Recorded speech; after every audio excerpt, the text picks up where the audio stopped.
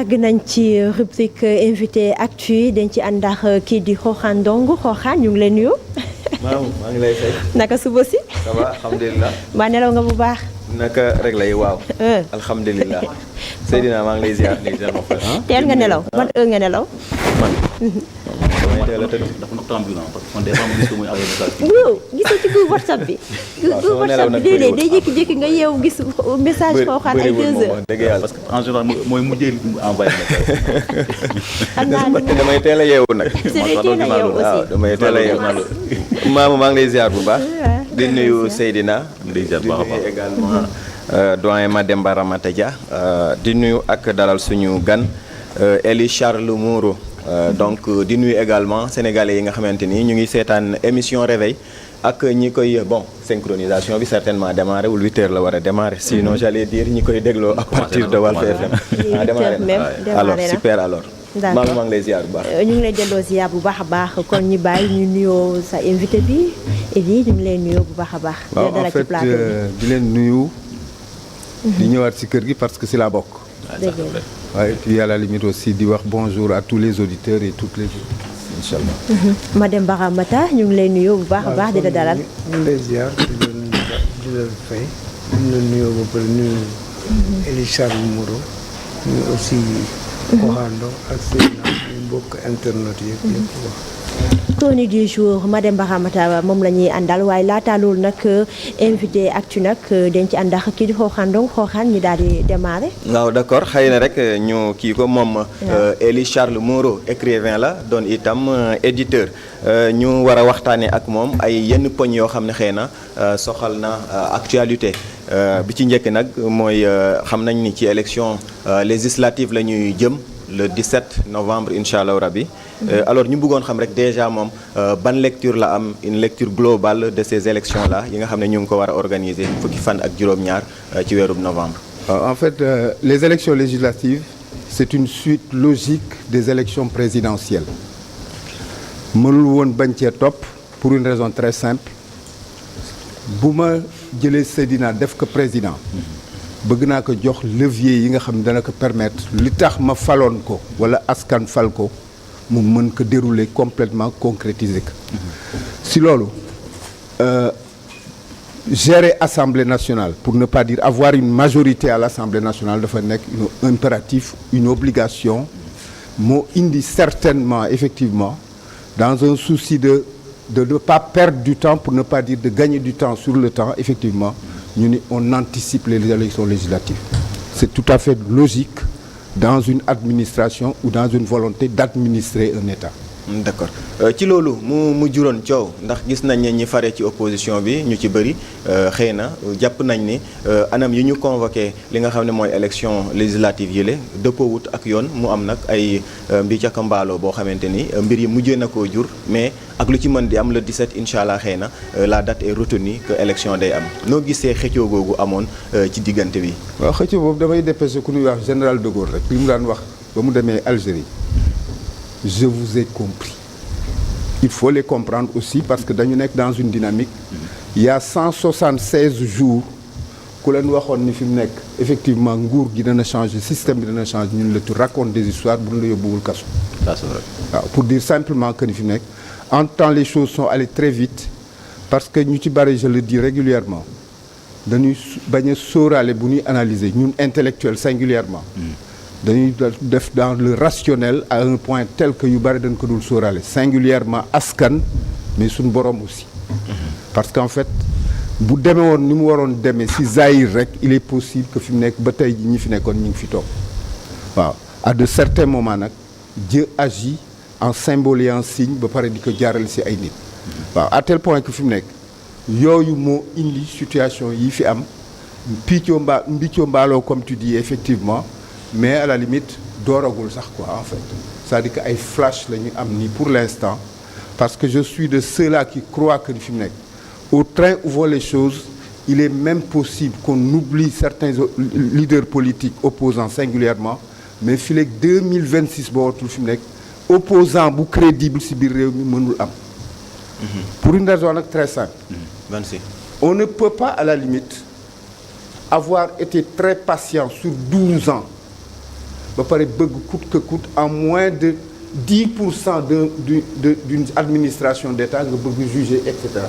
Parce qu'en fait Diomaye président de la République est élu pour 1825 jours moo indi 5 ans un quinquennat. tey jii heure bi ngeen ma invité ni 175 jours la gars yi war a vider. c'est-à-dire que eggawuñu sax 10% de leur gestion d'État. Ah, c'est vrai. À tel point que fi mu nekk on est boo ko doon caricature da ngay wax ni fi mu nekk teg nañu bâche yi. teg nañu sono bi. chaise yi des na ak carte d'invitation yi. carte d'invitation yi nag xëy na moom mooy effectivement élection législative yi. parce qu'en fait ça permet effectivement de se compter, de compter son monde.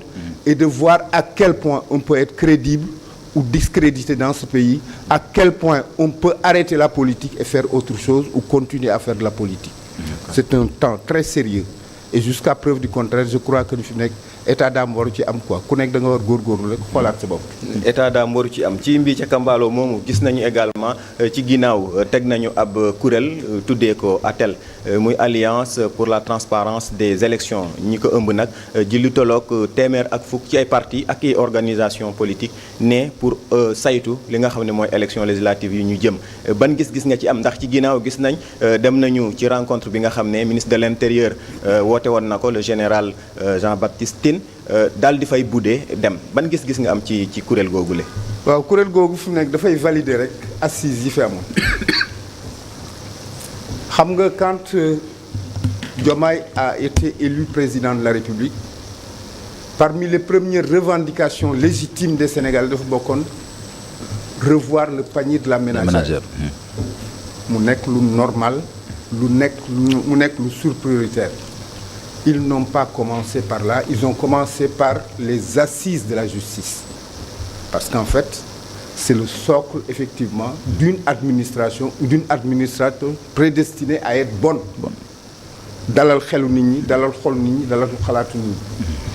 Xëy na waa ATEL, puisque déjà ils viennent de très loin, d'un état boo xam ne fi mu nekk effectivement et d'un système et d'un régime boo xam ne dem nañu ba ñu inventer de nouveaux jobs moo di fi mu nekk le tailleur de constitution. Il était possible certainement ñoom it ñu commencé tiit xool seen bopp. Ils n'ont pas commencé par réellement créer des coalitions. Ils ont commencé par dire que ni élection yi na jaar yoon.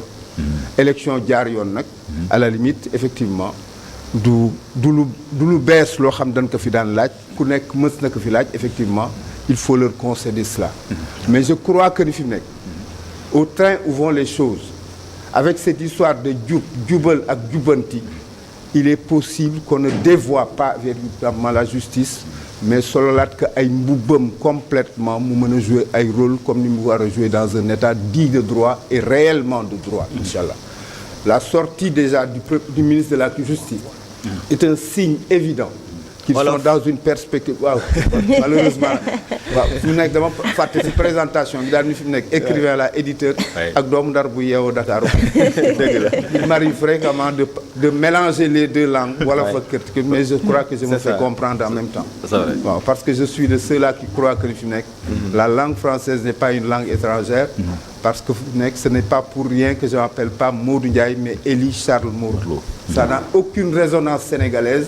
C'est un signe que quelque part j'ai des origines qui viennent de très loin effectivement. ma làkk tubaab xëy na fi mu nekk du war a jaax. bon sama jabar dañu fi mu nekk. Certains soirs il paraît que je rêve en France. Pour dire simplement que ni fi mu nekk.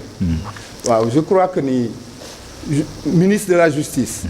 ni mu génne déjà pour recadrer beaucoup de choses. dana dalal xel dana dalal xol dana dalal xalaat parce qu'en fait. Quand tu vas di ko jéem a estimer moom si boppam koo laaj dana la fi mu nekk ku jub la ku dëggu la ku def lii ku def lii ku def lii c'est-à-dire que Sénégal loolu la ñu laaj moo tax may wax ni fi mu nekk les opposants actuels n'ont rien à craindre amuñ lan lu ñu war ragal li ñu war ragal moo di fi mu nekk bañ a déggoo seen biir mu mel na sabar gu tas effectivement et je crois que ni fi mu nekk tous les ingrédients sont en place déjà pour qu'on vive ce genre de scénario ba fa lañ jëm waay waaw c'est ça parce que yaa ngi doon tudd ministère ministre de la justice te ñu gis ne affaire reddition des comptes. c'est ça problème la boo xam ne Sénégal yi bëri ñu ngi ko doon xaar te gis nañu fu mu toll nii justice bi commencé na emballé wu récemment la ñuy jàpp kii ci mel ni Bandiaky teg nañ ko loxo y a certains aussi directeurs yoo xam jot nañu teg loxo laataa ñu leen di bàyyi le cas de la Diop exemple la ci ndax yaakaar ngeen ne kooku suite logique la. mais c'est une suite logique annoncée déjà alors que les élections n'avaient même pas encore lieu on était en campagne électorale mais su nekk mu wax leen que nee naa leen la symbolique du balai était très très forte le malheur moo di fi mu nekk dans nos contrées on ne décrypte pas les symboles et les signes gars yi dañuy xaar ba mu damm ñuy soog a wax ni fi mu nekk tel ñun damm na mais la symbolique du balai déjà c'était une manière de dire que fi mu nekk le pays est complètement dans des désordres. réew maa ngi nekk. li wax am solo comme réew maa ngi nekk ci ay désordres yoo xam ne kenn xamul lan la. moo indi effectivement nettoyage boobu. mais ak système bu changé. régime bu changé effectivement bokk na ci sur priorité yi effectivement qu'on fasse les comptes et les mécomptes. ce n'est pas forcément des chasses aux sorcières parce que ñiy woote wuñu chasse aux sorcières kuy woote jubal jubbanti woote woo à la limite di ërtal nit ñi ak leen tiital ak di leen mbugal mais déjà saytu la ñu wax et saytu effectivement bu ma dénkee Seydina Oumar xaalis dénk ko projet dénk ko déjà ay kile dina laaj ay compte waaw bu fekkee ne boutique pël Fuuta bi wala naar bi moo ko mën def waxuma nag ñoo xam ne fi mu nekk à la limite askan moo leen fi teg et war a effectivement ñu leeral beaucoup de choses à leur niveau effectivement je considère que ni fi mu nekk et c'est un rappel il faudrait pas qu'on tombe dans la facilité qui va consister à di fayonte moo di fi mu nekk chasse aux sorcières mais déjà reddition des comptes moom daf ci am dañu abale woon dañu dénk woon effectivement le minimum moo di fi mu nekk faire l'inventaire de toutes les choses foofu lañ toll ndax bokk nga ci ñi nga xam ne jàpp nañ ne xëy na njiitu réew mi fi nekkoon war na bokk xëy na ci ñenn ñi nga xam ne war nañu saytu ba xam ndax bu ñu waxee ay DG ak i ministre xëy na moom moo nekkoon seen njiit. mais c'est inévitable c'est-à-dire que fi mu nekk au-delà de son statut d'homme d'État mais c'est un citoyen peut-être pas ordinaire comme il disait effectivement parce que statut mayoon na ko mais déjà il est tombé dans l'ordinaire maintenant waaw il faut pas oublier ces choses-là et jusqu'à preuve du contraire am na nu mu doon demee certains pays du fa génn waaw ba mu wóor leen ni fi mu nekk leer na mën na dem mais le fond du problème moo di on est dans des phases et des postures yoo xam ni ko tubaab di waxee l'histoire va rattraper beaucoup de gens foofu lañ toll c'est-à-dire que c'est aussi simple que ça c'est-à-dire que képp ku mës a gérer même le magistrat suprême qui a été Macky Sall ñoom ñëpp war nañ jaar kees comme on dit effectivement. mais man li ma bëgg a poser question est-ce que après du indi coow Sénégal mooy réew ba nga xamante ne dañ ne demande sociale la mais après autorité bu ñu commencé def yenn maanaam bu ñu commencé def liggéey bi ñeneen ñi commencé dem toog ci plateau di wax parce que l'ancien président Macky Sall moom aussi début bi ba mu ñëwee. commencé na woon di liggéey affaire justice bi xam nga ñëpp kontaan mais benn instant ñi gis ne ñi nga xamante ne ñoom lañ doon jiiñ ay sàcc ñoom seeni nit yi ñoo dem toog ci plateau yi di ŋàññi l'ancien président Macky Sall ba finalement population bi daal di ko mere du coup dafa mel ni li président Macky Sall bëggoon def jamono jooju il était obligé daal di dellu ginnaaw mën na topp li askan bi bëgg a jamono jooju est-ce que tamit lii mbaa duñ ci mujjee noonu. xam nga li nga wax bu ñu koy tëgg ci français lan la ñuy wax. effet d'annonce. moom ngay ragal yow. am naa yaakaar ñi fi nekk ñii yore réew mi. ils ont compris depuis le 25 ou le 24 mars. pour ne pas dire depuis le 2 avril. que ni dootuñu citoyens yam ci ils doivent être assez souvent des monstres froids. c'est-à-dire que fi nekk état d'âme lan dul amati. et je crois que ni fi nekk ñi ngi ci loolu. parce qu'en fait coow li bare na ci biir réew mi déggoo leen ñuy toog di wax ak di tontu militants yi c'est normal ñuy jouer seeni partition mais muy le président de la République Diomaye Faye comme le premier ministre Ousmane Sonko effectivement déggoo leen dara il déroule Diomaye à de certains moments parle avec les Sénégalais à travers une conférence de presse Ousmane Sonko à la limite valse entre les deux parce qu'en fait il a deux statuts légitimes moo di d'être le premier ministre mais d'être aussi le président d'un parti qui s'appelle le PASTEF à tel point que fi nekk liberté bi Diomaye am sax moom amu ko pour dire simplement que ni il parle avec les gens et jusqu'à preuve du contraire hier rek je le disais à des amis ce que beaucoup de gens ne prennent pas en considération que c'est que Diomaye ak Ousmane Sonko ce ne sont pas des images les gens insistent sur Diomaye tey li mu sol Ousmane Sonko li mu sol mbaxane maag yu mel noonu encore que sama bosa dàq bosam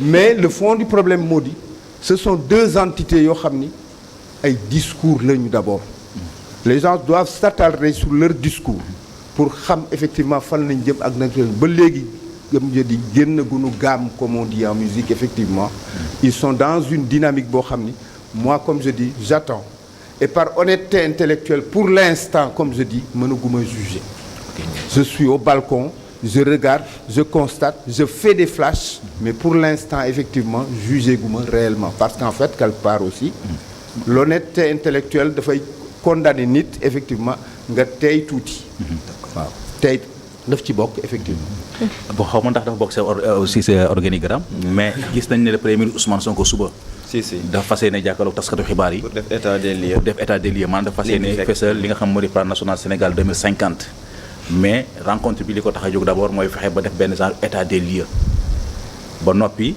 jéem a xool mooy seen programme référentiel boobu nga xam ni jaayoon nañ ko Sénégalais yi ñu fas yéene koy wane Sénégalais yi et yow par rapport à ça bari gis-gis tam.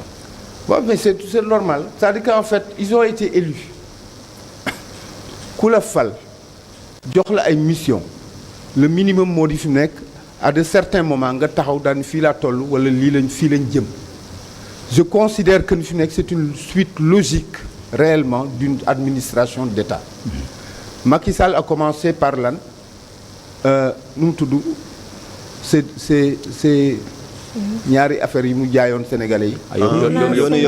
yoonu yokkute ensuite plan Sénégal émergent ñii itam ils sont dans cette dynamique là le résultat de yoonu yokkute ak plan Sénégal émergent on a vu effectivement c'est peut-être des choses en stand-by que demain bu gars yi dellu si waatee daañu mën a reprendre pour ne pas dire effectivement continuer seen yoon mais je considère que fi mu nekk c'est le minimum effectivement. mais peut-être façon bi ñu ko bëgg a defee est-ce que nekk aussi pour du jébaane état bi fi nekkoon. waaw mais nag boo fekk surtout le timing aussi. ñu dem ba ñuy waajal élection législative ni peuf parce que loolu aussi amul benn touche politique quoi comme on dit. waaw mais c'est-à-dire que fi nekk on est dans le champ de la politique. heureusement que vous avez compris ça. et dans le champ de la politique dafa mel na làmb rek ku mën sa morom duma. et les gens ils vont avec les moyens dont ils peuvent disposer nee naa la fi mu nekk c'est une histoire de monstre froid c'est pas une histoire de romantique waaw c'est aussi simple que ça il faut que les gens considèrent ça c'est-à-dire que on n'est pas des enfants de cœur dans le champ politique ku mënul comprendre que ni fi nekk il faut du courage il faut de l'effronterie il faut beaucoup de zèle effectivement et à la limite aussi beaucoup de ruse et d'astuce de stratégie effectivement mënoo ci bokk foofu la gars yi tollu et jusqu'à preuve du contraire il y a déjà devant eux un programme clair moo di fi mu nekk avoir une majorité à l'Assemblée nationale je crois que fi mu nekk on ne va pas se priver d'avoir les armes à la limite il faut que mën a jëlee quoi na nekk nag des armes yoo xam ne effectivement nit ñi duñ la jéppi wala gis ni fi mu nekk affaire u cuune la ñuy def mais déjà daal di déballage c'est-à-dire que pour dire que ni fi nekk lii lañ fi fekk et cetera bi mel ñun fii lañ jëm mais c'est tout à fait normal moom mooy ba léegi rek on est dans une phase et dans un impératif d'inventaire effectivement c'est un prétexte effectivement aussi pour dérouler au-delà de constater que ni lii yàq na parce qu'il y a quand même beaucoup de désordre effectivement institutionnel à tous les niveaux d'ailleurs et cetera dire na que ni fi nekk ñun fii lañ jëm et il va y avoir des gens comme nous effectivement parce que nous sommes des contre-pouvoirs pour dire que ni fi nekk lii ñu waxoon que defuñu ko lii ñu waxoon def nañ ko et lii moo ci desati effectivement parce qu'en fait il faut aussi ce genre de personnes dans les républiques normales et je crois qu'on nous invite à un état de droit et à une république normalisée. D'accord. peut-être dañuy dellu siwaat ci législatives yi analyser ko de façon un peu détaillée ñu gis ne am na des coalitions qui se forment ça et là mu bokk ci coalition bi ñuy duppee sàmm sa kaddu te ñi koy jiite di ñoom Khalifa Sall Déthié Fall Anta Babacar Ngom Bougane Gueye Dany Papa Djibril Fall ak ki nga xam ne mooy Thierno Bocoum ban lecture nga def ci kuréel googule la lecture ak alliance boobu la lecture la plus simple moo di fi mu nekk quand je vois les configurations mbëbës am na mais des mbëbës politiques vont exister. c'est-à-dire am na ñoo xam ne effectivement ils sont presque non plus en recyclage mais ils doivent complètement débarrasser le plancher parce qu'en fait ils ont été décrédibilisés ne serait-ce qu'au sortir des élections présidentielles c'est-à-dire que fi mu nekk quand il faut analyser amatuma mbokk bu ma paree analyse nag laay jëlaat mbokk yi quoi kër Khalifa je le connais très très bien sama xarit la sama waay la mais il faut pas rêver c'est-à-dire que en fait je crois que ni fi nekk c'est pratiquement comme dirait Mitterrand de quelqu'un Khalifa maintenant c'est un homme du XXe siècle waaw il est relativement âgé 68 ans dootoo xale loo ci teg effectivement yokk ci tuuti mënatul présenter wu pour présidentielle dans 5 ans à tel point que fi mu nekk je crois que ni dans les états-majors on doit à la limite réfléchir moo tax may wax ni fi mu nekk c'est très prématuré effectivement de devoir être dans des postures d'opposition ñii salaamaaleykum dañ tolloogum sénégalais yi waxagum maaleykum salaam pour dire de façon symbolique effectivement ce qu'il en est à tel point que fi mu nekk ñu ci bare effectivement avec ces législatives là ils vont débarrasser le plancher parce qu'en fait ils vont se rendre compte que ni fi mu nekk non seulement durant les élections présidentielles ils ont été sanctionnés avec ay 2% 0, machin chouette 1,58 machin genre yooyu mais déjà législative dafay de presque effectivement ce qui va valider la nécessité pour eux de prendre une retraite politique ou à la limite carrément de revoir leur copie xoolaat seen bopp defaraat seen bopp pour reculer pour mieux sauter. booy xool personnage yi composé kuréel googule est-ce que jàpp na ne xëy na dinañu mën a ànd pour def xëy na wala boog est-ce que du am à un moment donné disons benn contradiction bu fekkente ne am na ci ñenn ñoo xam ne xëy na ay weer ci ginnaaw daawoon nañu génn xas ñoo xamante ne xëy na tey ñoo ànd lëkkaloo pour mën a dem ci élection législative yi. wala fi xam nga lu ñuy wax ñàkk pexe la.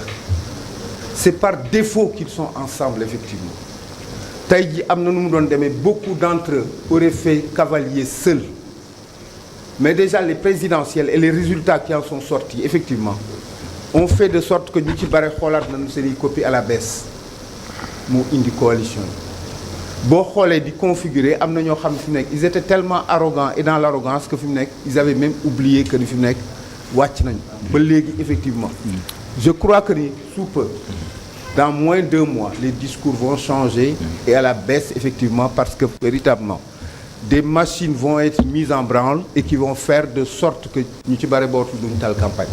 mais parlons de coalition parce que yaa ngi tudd coalition bu nu ñu ko tuddee sax. sàmm sa kaddu bon ci PDS APR. c'est ça mais aussi en la bëggoon ñëw. c'est ça parce que dama ko bëggoon di jël. one by one waaw bon parce que dama ci bëggoon laaj rek. oui c'est ça nga may ma ko mën allez-y. mooy que naka nga mën a jàngatee Karim Meïssa Wade dem di allié wu ak Macky Sall pour des élections législatives en même temps aussi parti réew mi benn ñaar aussi nan nga mën a gisee Amadou Ba di côtoyer waa parti socialiste bon foofu mën naa comprendre c'est la famille socialiste ñoom ñoo retrouvé wu parce que Amadou Ba c'est un ancien du parti socialiste kon bu dajee waa ni nga sax kooku mën naa comprendre mais alliance bi nga xam dox na ci diggante Macky Sall Karim Meïssa Wade ak Idriss Seck man est-ce que jaaxalu la quoi. non jaaxaluma en fait c'est-à-dire que Macky Sall nan la décrédibiliser Idrissa Seck ak Karim Wade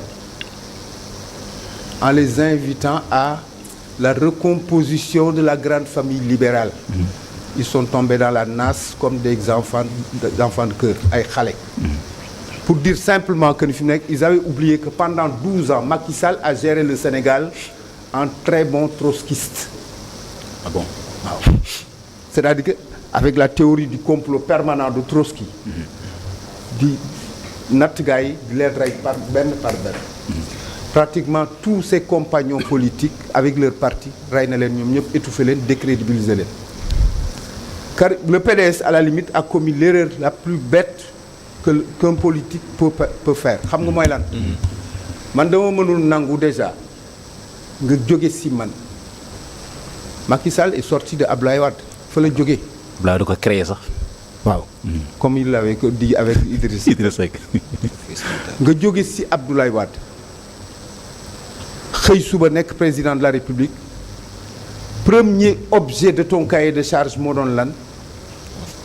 rey Abdoulaye Wade c'est-à-dire que tuer le père ba pare boole wàlle ci doom gi ko sàcc quoi. qui s'est battu effectivement pour que Macky devienne premier ministre.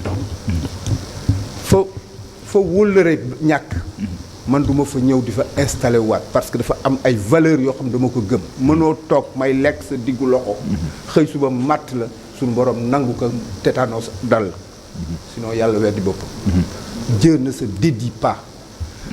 aw Karim Wade le PDS n'avait aucune raison à la limite jagee Macky Sall pour une raison nag très simple.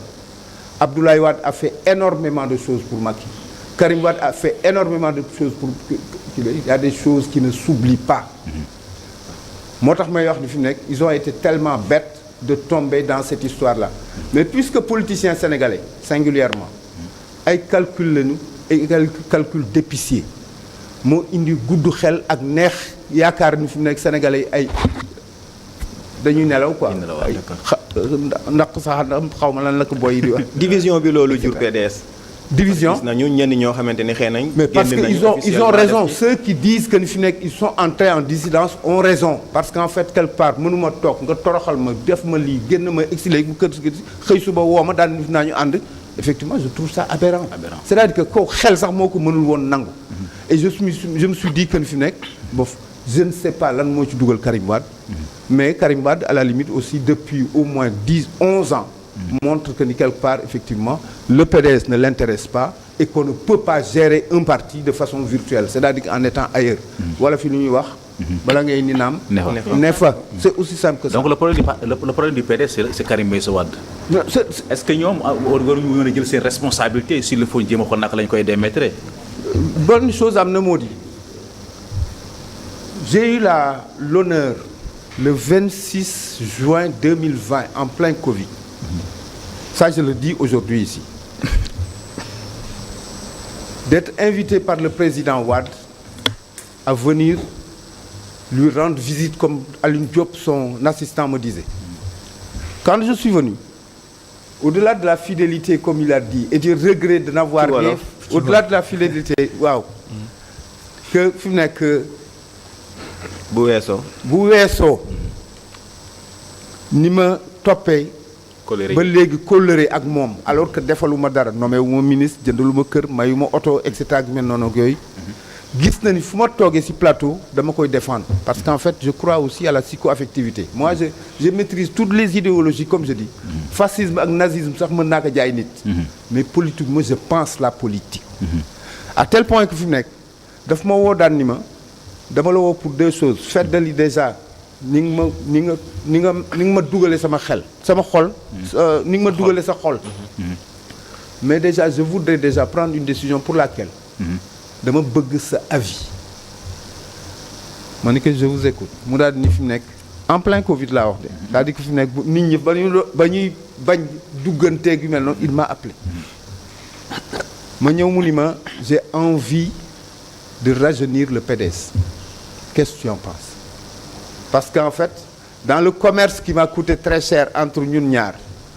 daf ma ni fi mu nekk toi j'ai envie que tu sois l'antithèse de mes thèses ça m'a coûté très cher parce que loo wax ñun dafa jege Ablaye Wade alors que deful ma fenn mësuma ko wooteel aw ma carte PDS mais il m'avait fait l'honneur à toutes les décisions culturelles intellectuelles ou politiques effectivement mu woo ma laaj ma sama avis ma ni ko président ça je crois que ni fi mu nekk mënoon nga ma sax bañ a invité dafa nekk lu normal mu ni comment ça ma ni ko fi nekk le PDS a cessé de vous appartenir depuis l'an 2000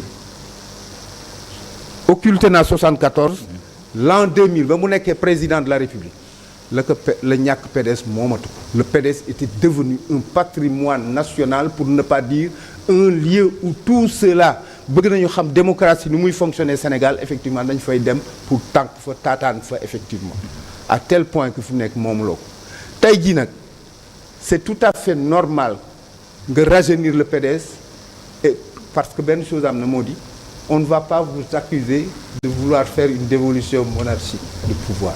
C'est ça. Tous les rats ont quitté le navire comme je lui disais moo di ñëpp transhumé nañu.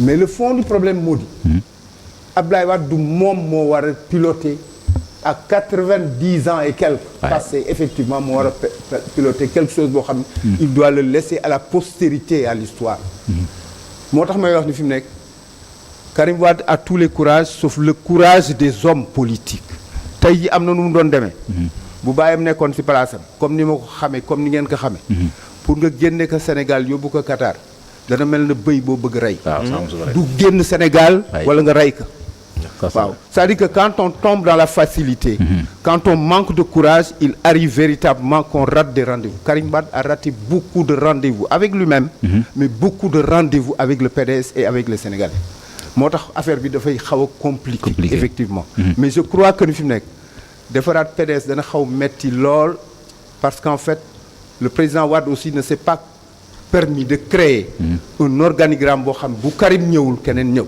keneen dem ok noo gisee Pastef mi nga xam ne mu ngi jëm ci élection législative yile non pas sous la bannière de la coalition Diomaye Président mais plutôt sous sa propre bannière maanaam sous la bannière du parti Pastef. waaw c'est-à-dire que fu mu nekk là déjà tu mets sur la table le concept de coalition ni ma ko gisee xam nga une coalition c'est quoi damay gis Seydina moo daan ko fi nekk Seydina moi j'ai envie qu'on arrive là-bas mu ne ma ah oui pourtant c'est une chose parce que lii parce que lii parce que lii ma daan ni que léegi comment on fait ñaari alternative moo ci am ku nekk mën na demal sa bopp mais au nom du principe qui voudrait que l'union fait la force dajoo moo ëpp doole on rassemble nos forces on coalise nos forces du noonu pour atteindre un objectif déterminé et précis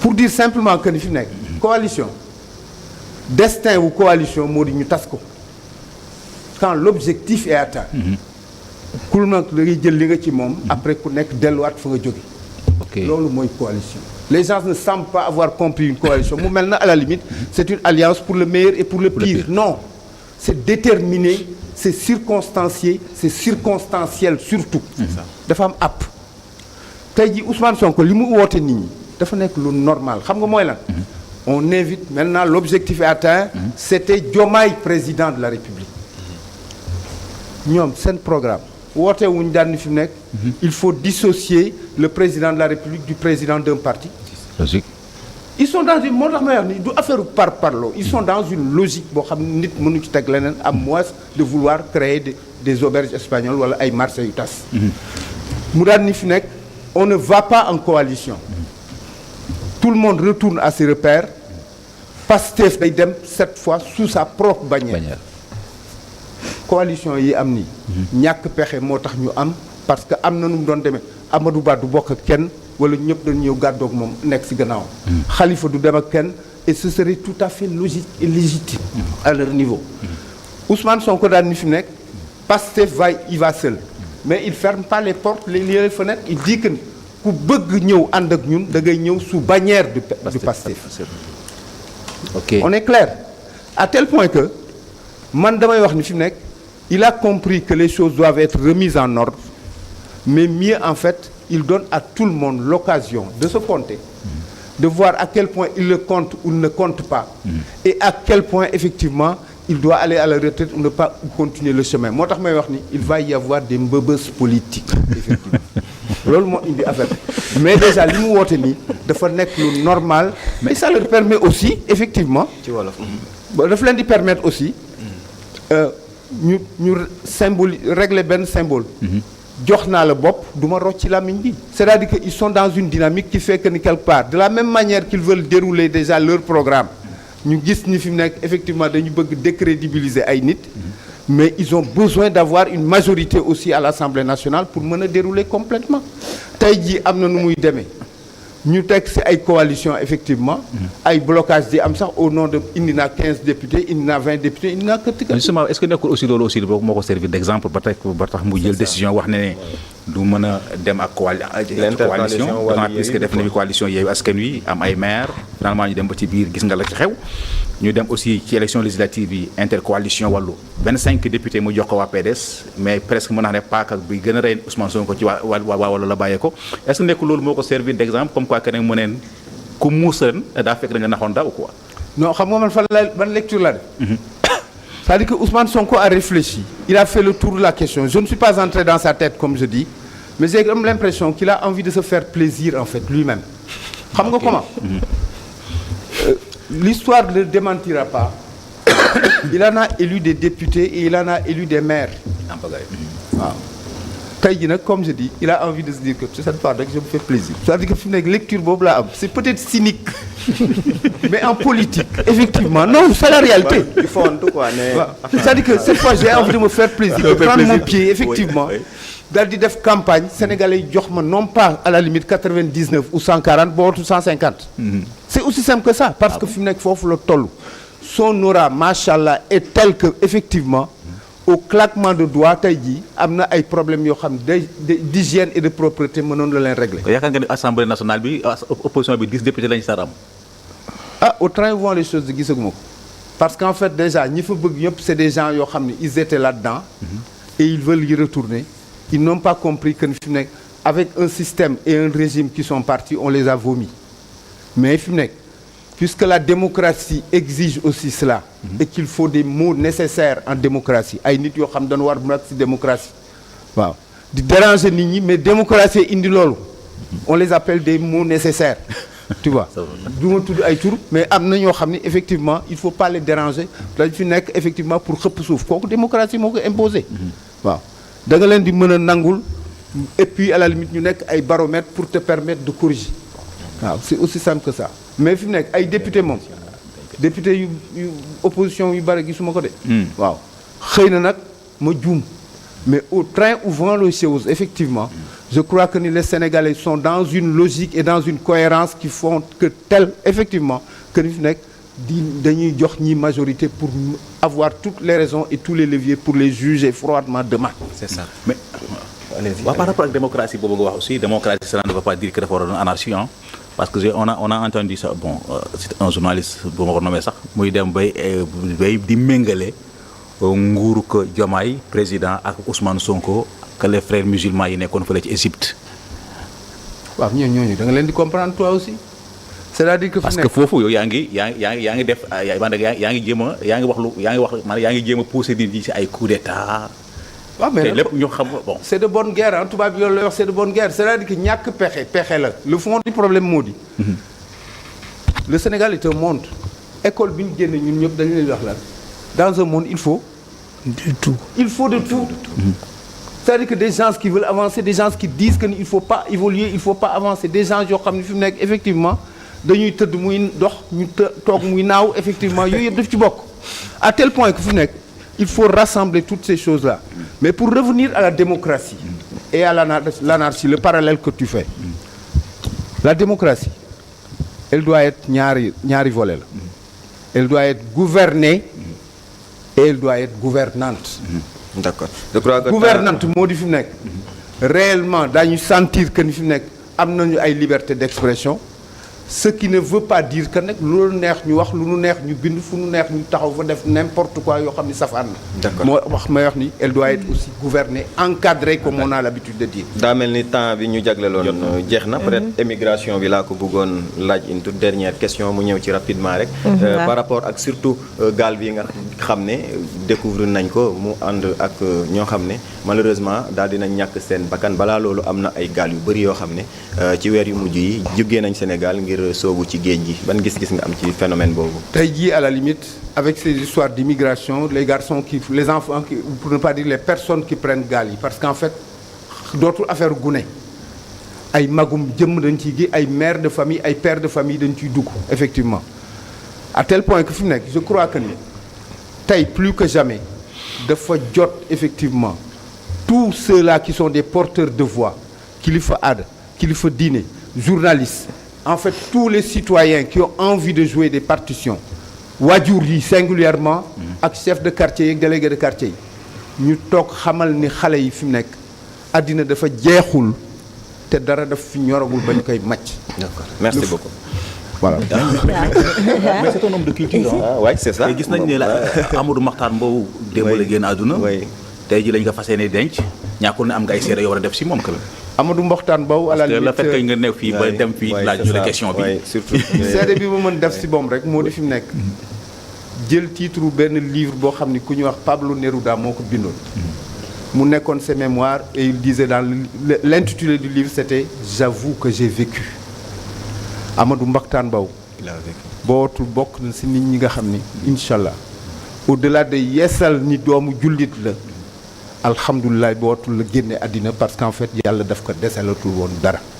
il a eu une vie merveilleuse une longue vie et une vie boo xam ni remplie d'honneur et de bonheur. yàlla na nekk loo xam ni effectivement day prolongé wu parce que mon père avait l'habitude de dire que ni la mort en fait n'est que la vie ailleurs et autrement prolongée. suñu diine l'islam daf ñu permettre ñu xam ni puisque keroog yemal xiyaam am na à la limite ce sont les corps qui pourrissent mais les âmes ne meurent jamais. Inch'Allah bootul fi mu nekk il sera au cœur du paradis et di jaabante ak di parader ak di pavoiser. yàlla na ko yàlla def. amiin yaa rabbi. d'autant plus que du wàññi dara si nguuram incha allah. macha allah merci Amine. amiin yaa rabbi maamu ma delloo la xëy na lu bari waaw. yàlla na boo jeex temps bi moo xaw a kii ma dem ba sax la ñu waroon ñaan temps sax ça ñu continuer quoi. non de toute façon benn chose am na moo di Ousmane Oustaz Assane. Moustapha Diop. xam nañu yoon bi pour fi nekk woo ma comme soldat quoi. kon jeex na. mais dañuy invité nga accompagner ñu ci chronique Mademba. ah non on est ensemble. de toute façon toog ñu accompagner ko. xam nga dafa am benn histoire bu daan am. Oustaz Assane mën na leen ko wax fu ma Oustaz Assane invité si day wax nañu ko invité waale moo tax parce que il faut que maak moom ñu bokk plateau. xaw ma fu mu ko teg nag mais fi nekk effectivement on a tout le temps partagé des plateaux fu ma invité si day ñëw toog.